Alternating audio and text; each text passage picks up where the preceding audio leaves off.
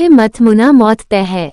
मैं आपको किस्सा बताने जा रहा हूँ, वो इससे जरा हटके है। तो दोस्तों, एक रात मैं अपने गांव से मेरे मित्र अवधेश के साथ अंधेरी रात में खेत के रास्ते बस स्टैंड की तरफ जा रहा था। तो मेरे मित्र ने कहा, दोस्त थोड़ा जल्दी चलो, इस खेत से अगले 2 खेतों तक थोड़ी समस्या है। तो मैंने पूछा क्या बात है, तो उसने बार बार बात को टाल दिया, लेकिन मेरे ज्यादा दबाव डालने पर उसने पूरा किस्सा सुनाया। बहुत साल पहले अपने गांव से रात को इन्हीं खेतों से एक आदमी गुजर रहा था।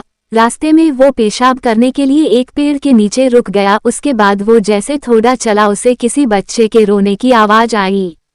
तो उसने सोचा रात को पहरा देने वाले का बच्चा होगा, लेकिन तभी याद आया कि ये खेत तो रामेसर काका है, जो 3 साल पहले यहाँ फांसी लगाकर मर गया। वो आदमी सहमे हुए कदमों से आगे बढ़ता रहा और उसके दिमाग में उन लोगों की बातें याद आई कि इस खेत से गुजरते वक्त रात को कभी पीछे मत मुड़ना, कोई रास्ता पूछे तो उसके आंखों और पांव को मत देखना, कोई कितना भी बोले मत सुनना। ये सब बातें दिमाग में सोचने से उस आदमी की हालत बहुत बुरी हो गई और सोचने लगा कि उसने यहाँ आने से पहले ये सब क्यों नहीं सोचा।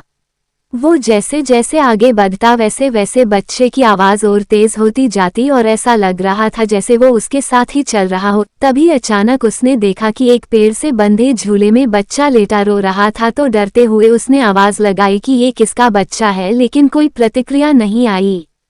तो डर के मारे आगे बढ़ गया, लेकिन बच्चे की किलकारी सुनकर उससे रहा नहीं गया और उसने पीछे मुड़कर देख लिया। तो उसने देखा वो बच्चा झूले में उसके पीछे पड़ा था। रहम के मारे उसने उस बच्चे को गोद में उठाकर भागने लगा। थोड़ी देर बाद वो बच्चा उसे भारी लगने लगा और देखकर चौंक गया कि उसके पैर लंबे होकर जमीन को छूने वाले थे। उसने घबराकर बच्चे को गोद से गिरा दिया। जैसे ही वो बच्चा गोद से गिरा तो बच्चा बड़े आदमी की तरह जोर से हंसकर बोला, तू आज तो बच गया, अगर मेरे पैर जमीन छू लेते तो तुझे आज यहाँ कोई नहीं बचा सकता, तेरी मौत तय थी।